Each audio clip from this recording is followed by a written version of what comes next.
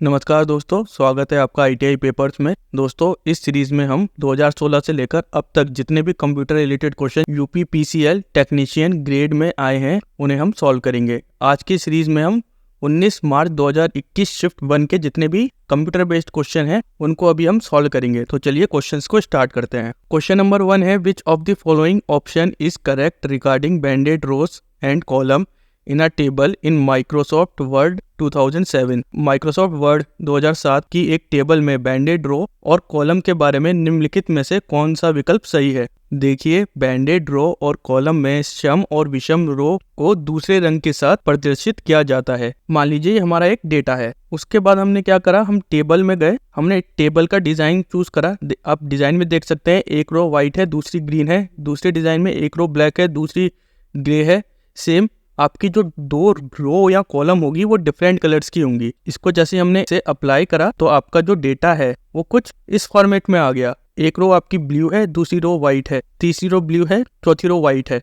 यानी कि जो सम और विषम रो और कॉलम्स है वो अल्टरनेट कलर्स में आपको दिखेंगे। इसका बेनिफिट क्या होता है? इसका बेनिफिट है डेटा स्कैनिंग। हम इसलिए बैंडेड रोस या कॉलम का यूज करते हैं, इसीलिए इसका option number C right option होगा। क्वेश्चन नंबर 2 है, which of the following option provided internet access by transmitting digital data over a local telephone network. निम्नलिखित में से कौन सा विकल्प एक स्थानीय टेलीफोन नेटवर्क पर डिजिटल डेटा संचारित करके इंटरनेट एक्सेस प्रदान करता है? आपके ऑप्शन है A digital signal line, B lease line, C ethernet data, D subscriber line. देखिए, लोकल टेलीफोन नेटवर्क से जो डिजिटल डेटा जाता है उसे हम डिजिटल सब्सक्राइबर लाइन कहते हैं और शॉर्ट फॉर्म पे DSL। जैसे कि आप इस डायग्राम में देख सकते हैं, ये हमारी टेलीफोन लाइन है। एक हमारी इंटरनेट के लिए जा रही है, एक हमारी वॉइस कॉल के लिए जा रही है। हमने एक डिजिटल सब्सक्राइबर लाइन मॉडेम को इंस्टॉल करा है और ये एक main switch frame distribution frame से होते हुए कॉपर केबल्स जो होती है जिससे आपका ऑडियो डेटा भी जा रहा है और डिजिटल डेटा भी जा रहा है, यानी कि इंटरनेट डेटा भी जा रहा है। तो हम सिंगल लाइन से ही बहुत डेटा को प्रोवाइड कर रहे हैं। आपने देखा होगा BSNL में जो स्टार्टिंग में हम इंटरनेट यूज करते थे वो किस लाइन से जाता था? वो DSL लाइन से जाता था। सेम आपकी टेलीफोनिक लाइन होती थी, उसी से हमारा डेटा जाता था, पर उस डेटा की जो स्पीड होती है वो काफी लिमिटेड होती है, अप टू 1 to 6 Mbps। पहले लिमिटेड था, अब हम जो यूज करते हैं ऑप्टिकल फाइबर का यूज करते हैं फॉर हाई डेटा ट्रांसमिशन। इसीलिए इसका राइट आंसर होगा option number D. Local telephone line से जो हम डिजिटल डेटा भेजते हैं उसे हम डेटा सब्सक्राइबर लाइन बोलते हैं। क्वेश्चन नंबर 3 है, which of the following expand the first letter of a paragraph to a multiple line. निम्नलिखित में से कौन किसी पैराग्राफ के पहले अक्षर को कोई लाइनों में फैलाता है? आपके ऑप्शन है drop cap, B auto correct, C subscript, D superscript. Paragraph का पहला अक्षर ड्रॉप कैप कहलाता है, इसे हम ड्रॉप कैप कहते हैं। और यहाँ शेष पारंपरिक टेक्स्ट से काफी बड़ा होता है। ये देखिए, हमारा फर्स्ट लेटर है, ये बाकी जितने भी टेक्स्ट हैं उनसे काफी ज्यादा बड़ा होता है। इसीलिए इसका राइट आंसर है ऑप्शन नंबर ए। ये मल्टीपल लाइन को भी कवर कर रहा है और टेक्स्ट इसका जो फर्स्ट लेटर है वो काफी बड़ा भी है। इसे हम बोलते हैं ड्रॉप कैप, यानी कि ऑप्शन नंबर ए इसका राइट ऑप्शन होगा। क्वेश्चन नंबर 4 है, what is the letter S in SRAM। SRAM में अक्षर S क्या है?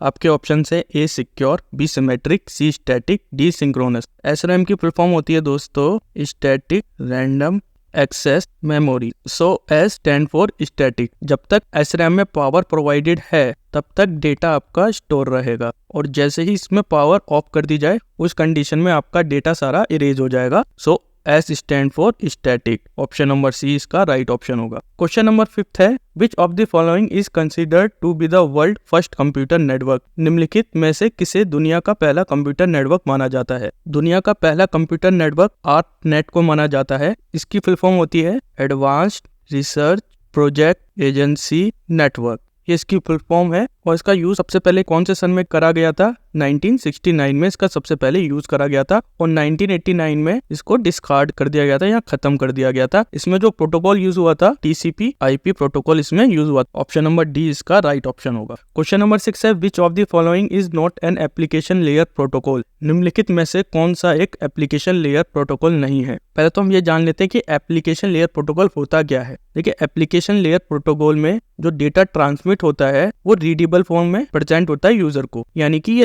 सबसे लास्ट लेयर होती है हमारी एप्लीकेशन लेयर। एप्लीकेशन लेयर में कौन कौन से प्रोटोकॉल यूज होते हैं दोस्तों? उसमें telnet, FTP, TFTP, SMTP, SNMP, DNS, DHCP और भी कई तरह के प्रोटोकॉल इसमें यूज होते हैं। लेकिन TCP खुद एक प्रोटोकॉल है या खुद का इसका एक OSI मॉडल होता है जो वाइडली आजकल भी यूज होता है। सो ऑप्शन नंबर ए इसका राइट ऑप्शन होगा। TCP एप्लीकेशन लेयर का प्रोटोकॉल नहीं है। क्वेश्चन नंबर 7 है which of the following is not an error value rather it is a special value that you can manually enter into a cell to indicate that you do not yet have the required value। निम्नलिखित में से एक error value नहीं है बल्कि यहाँ एक विशेष value है जिसे आप मैनुअल रूप से एक सेल में दर्ज कर सकते हैं ताकि यहाँ इंगित किया जा सके कि आपके पास अभी तक आवश्यक वैल्यू नहीं आई है। इसका ऑप्शन होगा NA यानी कि नॉट अवेलेबल। ये एक तरीके का एरर तो नहीं है, इसे हम एरर नहीं बोलते हैं NA को। इसका मतलब है कि जो फॉर्मूला हमने अप्लाई करा है वो वैल्यू को लोकेट ही नहीं कर पाया है। जैसे हम VLOOKUP में, HLOOKUP में इसका यूज करते हैं तब ये एरर सबसे ज्यादा देखा जाता है। सो इसका राइट आंसर होगा option number C. Question number 8 है इन लिनक्स ईच फाइल और directory is uniquely identified by an identifier called. Linux में प्रत्येक फाइल या डायरेक्टरी को विशिष्ट रूप से एक आइडेंटिफायर द्वारा पहचाना जाता है जिसे डैश कहा जाता है। जो डायरेक्टरी लिनक्स में यूज होती है उसे हम inode बोलते हैं और इंडेक्स नोड ये inode का फुल फॉर्म है। inode क्या करती है? ये इंफॉर्मेशन को स्टोर करती है अबाउट फाइल एंड डायरेक्टरी। किस किस तरह की इंफॉर्मेशन को स्टोर करती है? जैसे फाइल टाइप क्या है इसका, कोई रेगुलर फाइल है या डायरेक्टरी फाइल है, लिंक फाइल है या डिवाइस फाइल है। हम इस फाइल को मॉडिफाई कर सकते हैं या नहीं कर सकते, का मतलब हुआ रीड और राइट परमिशन। फाइल साइज कितना है ये भी inode बताता है। टाइम स्टैम्प बताता है कि कब ये मॉडिफाई हुई, कब। तो ये सारी डिटेल कौन स्टोर करता है? ये inode स्टोर करता है दोस्तों लिनक्स में। सो ऑप्शन नंबर बी इसका राइट ऑप्शन होगा। क्वेश्चन नंबर 9 है what is the full form of CAD। CAD का पूर्ण रूप क्या है? आपके ऑप्शन है computer aided design, B computer academy design, C computer academy developer, D computer aided developer. CAD की फुल फॉर्म होती है कंप्यूटर एडेड डिजाइन। ये एक तरीके का कंप्यूटर सॉफ्टवेयर है जिससे हम तरह तरह के डिजाइन बना सकते हैं। इंजीनियर्स और डिजाइनर इसका सबसे ज्यादा यूज करते हैं। इंजीनियर में जैसे हमारे सिविल इंजीनियर हो गए, इलेक्ट्रिकल इंजीनियर या इलेक्ट्रॉनिक्स इंजीनियर इसका उपयोग करते हैं to create different design. Civil engineer architect में इसका यूज करता है, इलेक्ट्रिकल इंजीनियर इसमें वायरिंग में यूज करता है और इलेक्ट्रॉनिक्स इंजीनियर इसका किसी कंपोनेंट में सर्किट डायग्राम में यूज करता है।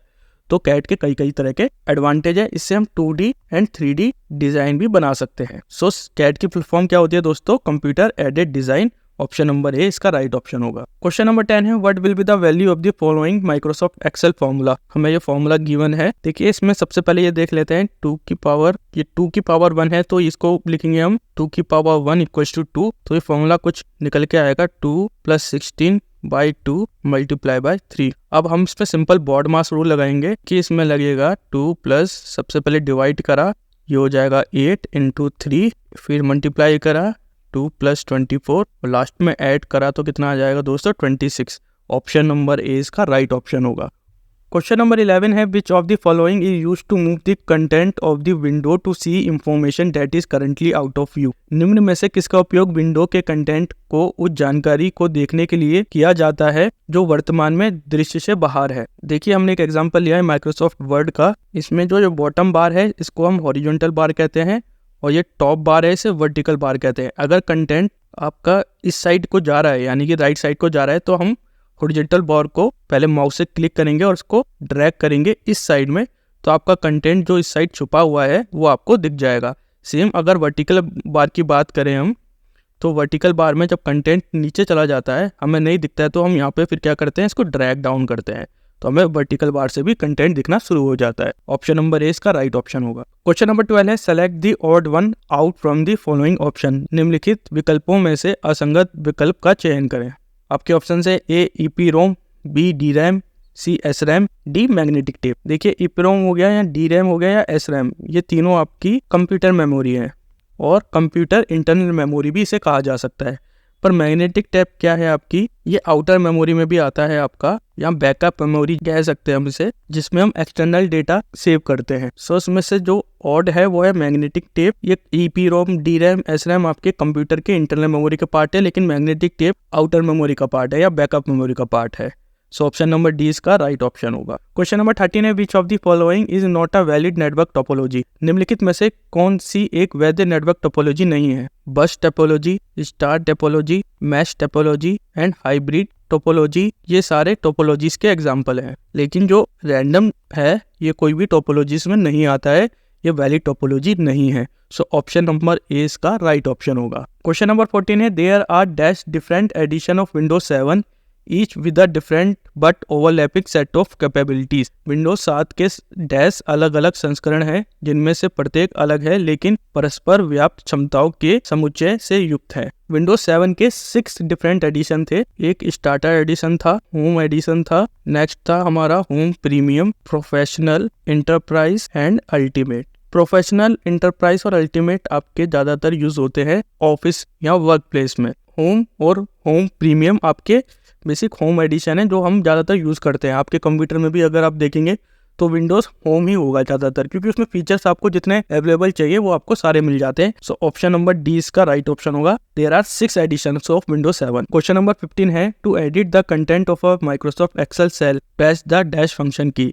माइक्रोसॉफ्ट एक्सेल सेल की सामग्री को एडिट करने के लिए डैश फंक्शन कुंजी दबाएं। माइक्रोसॉफ्ट एक्सेल सेल को एडिट करने के लिए हम F2 का यूज करते हैं, F5 का यूज हम एक्सेल सीट को रिफ्रेश करने के लिए करते हैं दोस्तों, और F11 का हम यूज फुल मोड को एग्जे एंटर करने के लिए करते हैं। तो ये कुछ फंक्शंस की इसका एग्जांपल है। सो ऑप्शन नंबर सी इसका राइट ऑप्शन होगा। F2 का यूज हम किसी भी सेल को एडिट करने के लिए करते हैं। क्वेश्चन नंबर 16 है, MS वर्ल्ड 2007 के संबंध में निम्न में से कौन सा कथन सही है? पहला कथन जो दिया है, माइक्रोसॉफ्ट वर्ड डॉक्यूमेंट के पेज लेआउट मेनू में नॉर्मल नाम का एक मार्जिन होता है, और जो दूसरा दिया गया है कथन, एक समय में एक से अधिक माइक्रोसॉफ्ट वर्ड डॉक्यूमेंट देखे जा सकते हैं और उन सभी को एक साथ संपादित यानी कि एडिट किया जा सकता है। अगर हम पहले कथन की बात करें कि नॉर्मल नाम का एक मार्जिन होता है, ये कथन आपका सही है। इसका एक एग्जांपल देख लेते हैं। देखिए, ये वाला जो आपका एरिया है ये आपका टेक्स्ट एरिया है और ये आपका एज एरिया है। The area between text and edge area is called margin. ये जितना भी गिवन है ये हमारा क्या है दोस्तों? मार्जिन है। और जो डिफॉल्टली सेट होता है मार्जिन वो नॉर्मल पे ही सेट होता है आपका, जैसे कि आप यहाँ पे देख सकते हैं जो डिफॉल्ट मार्जिन है वो आपका नॉर्मल पे सेट है। सो ऑप्शन नंबर जो कथन 1 है वो आपका सही कथन है। और जो दूसरा कथन बोला गया था दोस्तों कि एक समय में एक से अधिक माइक्रोसॉफ्ट वर्ड डॉक्यूमेंट देखे जा सकते हैं, बिल्कुल सही है। हम उन्हें देख सकते हैं कैसे? ऑल्ट और टैब को दबा के। जैसे कि आप इसमें देख सकते हैं हमने ऑल्ट और टैब को प्रेस करा है और हम 2 अलग अलग डॉक्यूमेंट को देख सकते हैं, लेकिन हम उनको एक साथ एडिट नहीं कर सकते। दूसरा वाला कथन आपका गलत कथन हो जाएगा। सो इसलिए पहला जो कथन है वो आपका सत्य कथन है और दूसरा कथन आपका असत्य कथन है, इसलिए ऑप्शन नंबर बी इसका राइट ऑप्शन होगा। क्वेश्चन नंबर 17 है, with respect to computer system what is the full form of GIGO. Computer प्रणाली के संबंध में गीगो का पूर्ण रूप क्या है? गीगो का पूर्ण रूप है garbage in and garbage out. इसका कहने का तात्पर्य यह है कि अगर हमें इनपुट अच्छा नहीं मिलेगा या लो लेवल इनपुट मिलेगा, लो क्वालिटी इनपुट मिलेगा, that means low quality input will generate low quality output. जैसा हम इनपुट प्रोवाइड करेंगे वैसा ही तो कंप्यूटर आउटपुट देगा। अगर हम उसको गलत वैल्यू प्रोवाइड करेंगे तो कंप्यूटर भी आपका गलत वैल्यू ही आउटपुट में देगा। आप कंप्यूटर से ये उम्मीद नहीं कर सकते कि आपने कोई गलत वैल्यू डाल दी कि कंप्यूटर ऑटोमेटिकली इसको ठीक कर देगा। जिस तरह का आपका डेटा होगा उस तरीके का आपको वैल्यू मिलेगी। ऑप्शन नंबर ए इसका राइट ऑप्शन होगा। क्वेश्चन नंबर 18 है, which of the following is not a valid cell address in Microsoft Excel. निम्नलिखित में से कौन सा माइक्रोसॉफ्ट एक्सेल में एक वैलिड सेल एड्रेस नहीं है? देखिए, माइक्रोसॉफ्ट एक्सेल में जो सेल एड्रेस दर्शाते हैं वो टिपिकली कुछ इस तरीके से दर्शाते हैं, A1, A2 या B1, B2, AB1, AB2, AC, AD, और इसकी वैल्यू कहाँ तक जाती है? A to Z तक जाती है। अगर यहाँ तक हमारी रो कॉलम खत्म हो गई तो ये किस तरह से फिर उठाता है वैल्यू को? AA, AB। देखिए, इसमें से हमें AD दिखा रहा है, AD कॉलम हो गया इसमें, और 205 इसकी रो हो गई, 205 रो। सेम AA हमारे कॉलम हो गए और 256 क्या हो गई दोस्तों? रो हो गई। अगर हम बात करें ऑप्शन डी की, A कॉलम हो गया और $260 रो हो गई। इसमें डॉलर साइन क्या दिखा रहा है दोस्तों? डॉलर साइन इंडिकेट कर रहा है एब्सोल्यूट रेफरेंस वैल्यू को। इसका मतलब यह है कि इसमें अगर हम कोई फॉर्मूला भी अप्लाई करेंगे इस वाली सेल में कोई भी आपका चेंजेस नहीं आएंगे, ये एब्सोल्यूट हो गई वैल्यू। सो ये भी आपकी एक वैलिड सेल एड्रेस है। लेकिन अगर आप इस सेल की बात करें, इसमें जो A है वो $2 के साइन के बीच में आ रहा है, तो ये एक तरीके का रॉन्ग मेंशन ऑफ डेटा है। ऐसी कोई नेमिंग स्कीम होती ही नहीं है। सो ऑप्शन नंबर सी इसका राइट ऑप्शन होगा। $8 $250 कोई भी वैलिड सेल एड्रेस को नहीं दर्शाता है। सो ऑप्शन नंबर सी इसका राइट ऑप्शन होगा। Question number 19 which of the following is a time sensitive service on the internet. निम्नलिखित में से कौन सी इंटरनेट पर समय के प्रति संवेदनशील सेवा है। आपके ऑप्शन है ए ईमेल, बी फाइल ट्रांसफर, सी इंटरनेट टेलीफोनी, डी डाउनलोड। देखिए समय के प्रति संवेदनशील सेवा इंटरनेट टेलीफोनी है, जिसमें हम video call, voice over call ज्यादातर इन दोनों का उपयोग करते हैं। ये रियल टाइम कम्युनिकेशन में यूज आता है, यानी कि डेटा आपका रियल टाइम फ्लो कर रहा है। अगर इसमें कोई भी पैकेट का ड्रॉप होता है तो आपने देखा होगा कि बफरिंग शुरू हो जाती है वीडियो कॉल में, या वीडियो कॉल की क्वालिटी काफी ज्यादा डिप हो जाती है। तो ये काफी ज्यादा संवेदनशील सेवा कही जाती है इंटरनेट स्कीम में। और इसका एक और नाम है VoIP, यानी कि वॉइस ओवर इंटरनेट प्रोटोकॉल। इसमें हमें लो लेटेंसी की रिक्वायरमेंट भी होती है और पैकेट लॉस भी कम से कम होना चाहिए। सो ऑप्शन नंबर सी इसका राइट ऑप्शन होगा। क्वेश्चन नंबर 20 है the ASCII code of 7 is 00110111 what will be the value of 8। ASCII code का एक डेटा होता है, एक टेबल होती है। इसमें अगर हम 7 की बात करें तो 7 का डेसिमल नंबर 55 होता है ASCII कोड में, और 8 का जो डेसिमल वैल्यू होती है वो 56 होती है।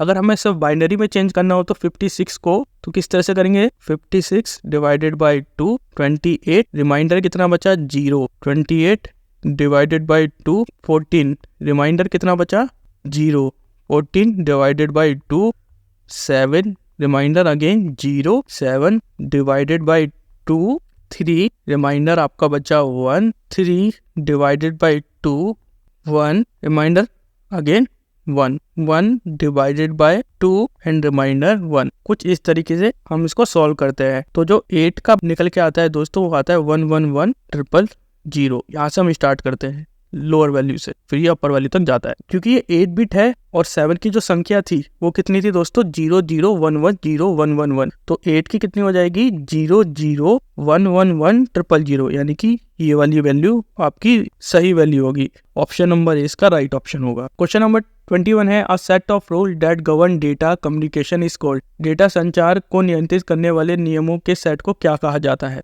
आपके ऑप्शन है a standard, B topology, C networking, D protocol. Data संचार को नियंत्रित करने वाले नियमों को प्रोटोकॉल कहा जाता है। ये बताता है कि डेटा कैसे ट्रांसफर होगा, किस तरह से हम उसे रिसीव करेंगे, डेटा का क्या फॉर्मेट होगा, ये सारा चीज क्या बताती है, प्रोटोकॉल बताती है। प्रोटोकॉल में हम क्या पढ़ते हैं दोस्तों, OSI लेयर पढ़ते हैं या TCP/IP प्रोटोकॉल को पढ़ते हैं। आजकल TCP/IP प्रोटोकॉल ही चलता है, लेकिन OSI इसका बेस मॉडल है।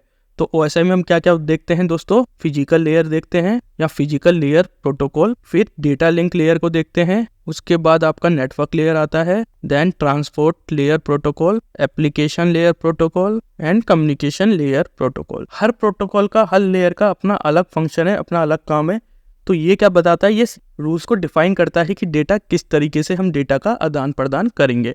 सो ऑप्शन नंबर डी इसका राइट ऑप्शन होगा। क्वेश्चन नंबर 22 है व्हाट इज MFLOPS। MFLOPS क्या है। MFLOPS यानी कि मिलियन फ्लोटिंग पॉइंट ऑपरेशन पर सेकेंड। ये एक तरीके की यूनिट है दोस्तों, जो किसी भी कंप्यूटर के या कंप्यूटेशनल परफॉर्मेंस को दर्शाती है कि कंप्यूटर कितनी जल्दी किसी प्रोसेस को कंप्लीट कर लेगा। इसमें रियल नंबर भी होते हैं, डेसिमल पॉइंट्स भी होते हैं, और ये साइंटिफिक एंड इंजीनियरिंग एप्लीकेशन में सबसे ज्यादा काम आता है कि हम कितनी ज्यादा कॉम्प्लेक्स मैथमेटिकल इक्वेशन को सॉल्व कर सकते हैं। तो ये आपका MFLOPS दर्शाता है। जितनी ज्यादा इसकी रेटिंग हाई होगी, इसका मतलब है कंप्यूटर की प्रोसेसिंग स्पीड उतनी ज्यादा फास्ट है और उतने ही ज्यादा वो कैलकुलेशन पर सेकेंड करने में सक्षम है। सो MFLOPS क्या दर्शाता है, इसका उपयोग CPU की गति को मापने के लिए किया जाता है, यानी कि ऑप्शन नंबर बी इसका राइट ऑप्शन होगा। क्वेश्चन नंबर 23 है URL मीन्स। URL का अर्थ क्या है। URL का अर्थ होता है यूनिफॉर्म रिसोर्स लोकेटर। ये एक तरीके का एड्रेस होता है किसी भी वेब पेज का या किसी